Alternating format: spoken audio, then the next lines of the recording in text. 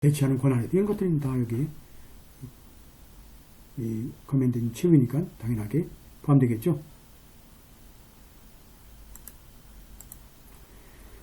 그 다음에 이제 연방 조직이라는 게 뭐냐?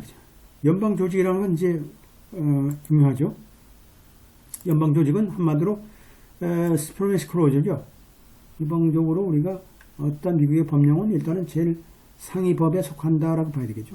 뭐 상위라는 건 그 위는 헌법이겠죠. 헌법 밑에는 결국은 이제 이러한 페더럴 그죠? 레귤레이션, 로우라는 게 이제 자리하게 되는데, 이런 것이 바로 미국 헌법에 따라서 헌법의 규정에 따른 프리엠션 제도죠. 그래서 프리엠션도 명백한, 그죠? 명시적인, 딱 명시되어 있는 당연한 것은 뭘까요? 독보적으로 엑스클루시브하죠. 연방정부의 권한이 명백하게 규율된 상황이 익스프레스 프리엠. 임플라이 프리엠션, 그냥 명시정의가 아니지만 묵시적으로 다 포괄적으로 된다. 그럼 뭘까요? 뭐 결국은 경합관계에 있다든지, 어떤 특정 지역에 대한 프리엠션이 있다든지, 또 주정부의 주 법률 자체가 실적으로 연방정부의 연방법의 어떤 목적에 위배된다. 그죠? 상충되는 경우. 이런 것들이 바로 우리가 임플라이 프리엠션 같은 경우. 뭐 이런 것은 뭐 첫 번째 익스프레스 프리엠션은 간단하니까 뭐 시험에 안 나오고, 이러한 두 번째 임플라이 프리엠션 하는 게 시험에 나오는 거죠. 뭐 지역이, 이 지역이 굉장히 넓죠. 굉장히 광범위하기 때문에 여러분들이 알아야 될 것 같아요. 그 다음에 이제, 페더럴리즘의 가장 중요한 10조라는 게 결국 뭘까요? 스테이트 가버먼트 파워죠. 소위 주정부의 권한은, 연방정부의 권한과 우리가, 비교해가지고, 적어도 우리가, 비슷하면 비슷해야지, 우리가 마이너스 되면 안 된다라는 것이 연방주의자의 생각이에요. 옛날부터 연구했던 분들이. 여기서 보게 되면 10조를 보게 되면 뭘까요? 연방정부에 양호되지 않은 모든 권한들, 뭐 연방정부에 우리가 허락되지 않은 모든 권한들은 뭘까요? 주정부의, 그죠? 주정부에다, 그죠? 주정부의 것이다 라고 되어 있죠. 주정부로 유보한다. 이건 뭘까요?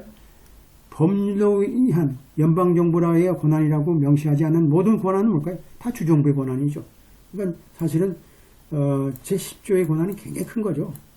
제10조의 연방, 그죠? 수정부 제10조가 굉장히 큰 페더럴리즘의 가장 큰 어떤 스테이트 가버먼트의 파워를 주는.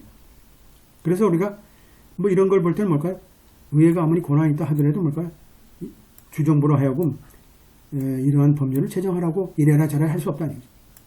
commandeering, 그죠? commandeering 이렇게 클로즈가 바로 이런 거예요. cannot compel. 한마디로, 자 보세요. 누가? 연방정부가. 아니고, 뭘까요? 의회가죠. 의회가 법률 제정하잖아요. 법률 제정의 권한 누구한테 있어요? 의회가 있죠. 하지만 주정부도 있죠.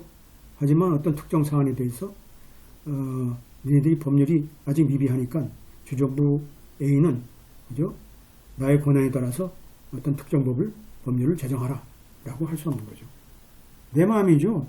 이게 바로 이제 페더럴리즘의 기초라고 볼 수 있겠어요.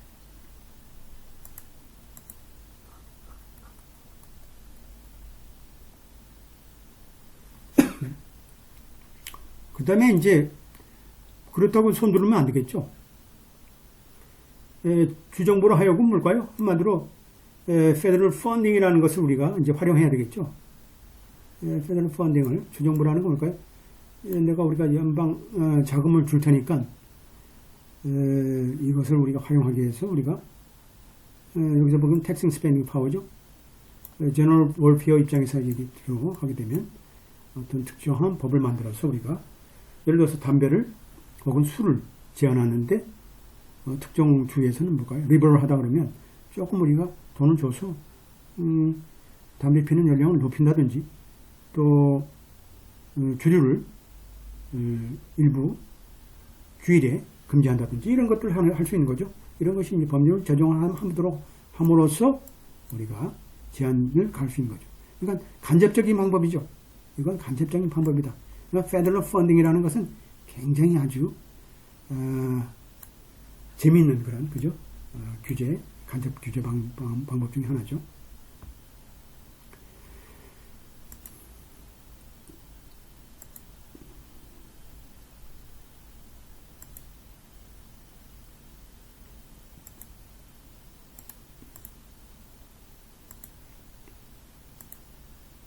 그리고 이제 incorporation doctrine. incorporation은 이제 보통 뭐라 그래요? 한마디로 이 총합, 합친다는 뜻도 있고, 결합, 합동, 혼합, 포함.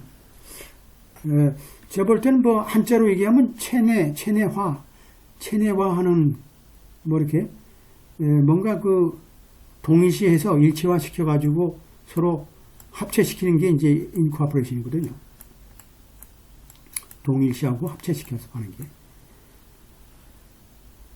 재밌는 거죠. 이게 한마디로 이건 인벤션에 속하죠. 우리나라에 있을 수 없는 연방정부에서 있는 아주 어떤 연방정부의 어떤 특수한 어떤 내용들을 좀 탄력적으로 운영하기 위해서 이제 만든 이런 내용들이죠. 이런 원칙들. 이런 것은 뭘까요? 자, 모든 이 수정법이라는 것은 주정부에 적용돼야 되겠죠? 근데 사실 보세요. 우리가 볼 때 이게 amendment, first amendment, second amendment 이게 뭘까요? 뭘까요? 수정법이죠. 수정법. 수정법은 기본적으로 뭘까요? 수정법이라는 기본적으로 스테이트 가버먼트에는 아무 관계 없어요. 페더럴 가버먼트에만 관계 있는 거죠. 그런데 가만히 보니까 페더럴 정부가 가버먼트가 이걸 스테이트 가버먼트에 적용시키려고 그러면 이게 위헌이잖아요. 그러니까 이런 것을 우리가 만들기 위해서 궁여지처로 만든 게 인코퍼레이션 닥트린이죠. 이게 이제 우리가 이러한 논리를 우리가 잘 알고 있어야 돼요. 이런 백그라운드를 제가 보게 되면 자 14절한 그 적법 절차를 통한 이런 합체라는 그죠? 14조라는 어떤 수용법 제14조의 적법 절차라는 어떤 조항을 통해서 주정부의 모든 이러한 수용법 내용들이 적용이 될 수 있다라는 거죠. 원래는 안 되죠. 될 수가 없죠. 왜냐하면 수용법이라는 건 연방정부에만 규율하는 거기 때문에. 그러니까 교묘하게 뭘 거예요. 여기에다 적용시키려고 그러면 결국 이런 방법밖에 없죠. 빨대를 여기다 둘 수밖에 없어요. 빨대를 두려고 그러면 뭘까요?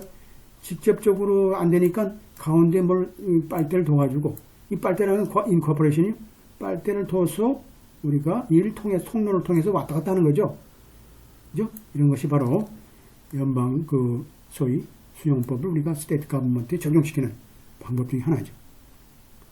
기가 막히죠? 근데 네 가지는 예외가 있어요. 네 가지는 안 된다.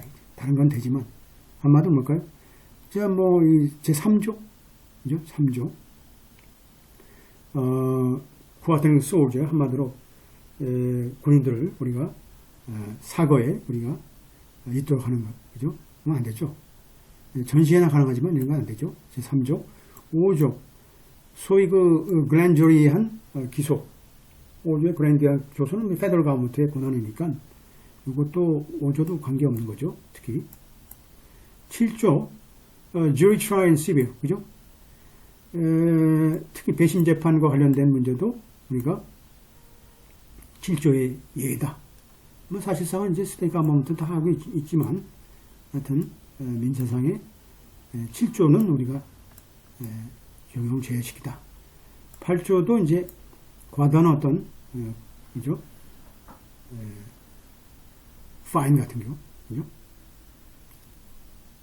과도한 파인 같은 경우도 우리가 8조를 그러니까 3업 7, 8은 절대 우리가 적용이 안 되고 나머지는 적용된다는 거.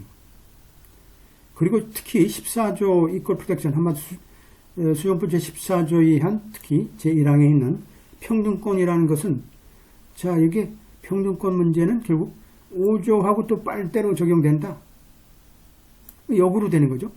자 이게 이제 Bill of Right가 뭘까 10조까지 되어 있으니까 11조에서 14조까지는 스테이트 가버먼트가 우리가 관련이 있으니까 14조와 관련된 것은 뭘까요? 거꾸로 5조를 통해서 우리가 연방정부에 적용된다.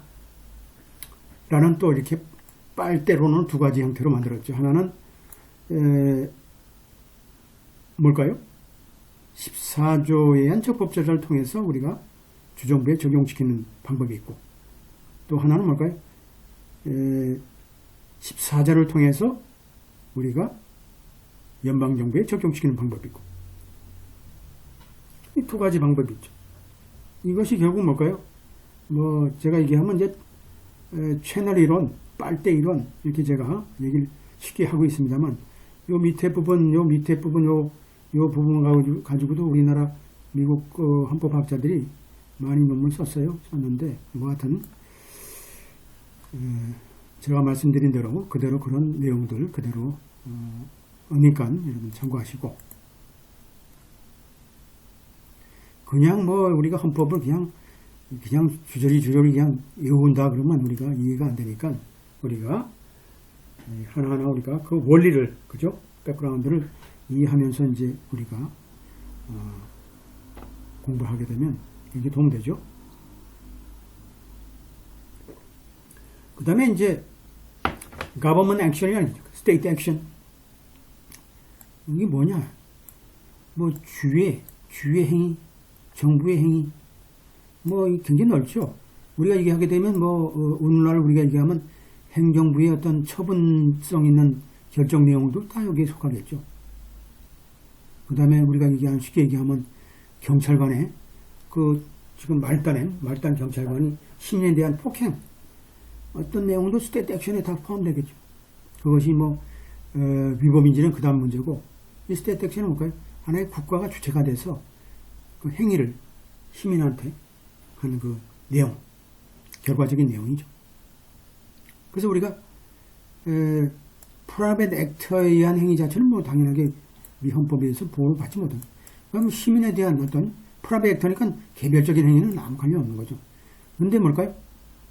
개별적인 행위가 갑자기 스테이트 액션으로 바뀌는 경우가 있어요. 그런 어떤 특수한 경우죠. 한마디로 트래디셔널 펑션, 퍼블릭 펑션 같은 경우. 이게 뭐냐? 전통적인 공적 기능이라는 건 기본적으로 뭐 예를 들어서 뭘까요? 기본적으로 치안 문제라든지 뭐 항만 건설이라든지, 또 뭐 어떤 특수한 비행 규율이라든지, 그죠? 이런 것들은 뭘까요? 전통적으로 정부가 하는 거죠. 정부의 행위죠.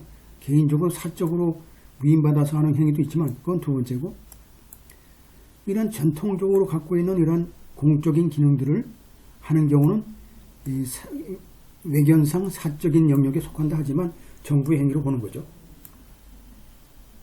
그리고 결국은 이제 사적인 행위라 보더라도 정부 입장에서 볼 때 이 고난을 줬다든지, 또 고치시킨다든지, 그죠? 그거 하도록 그렇게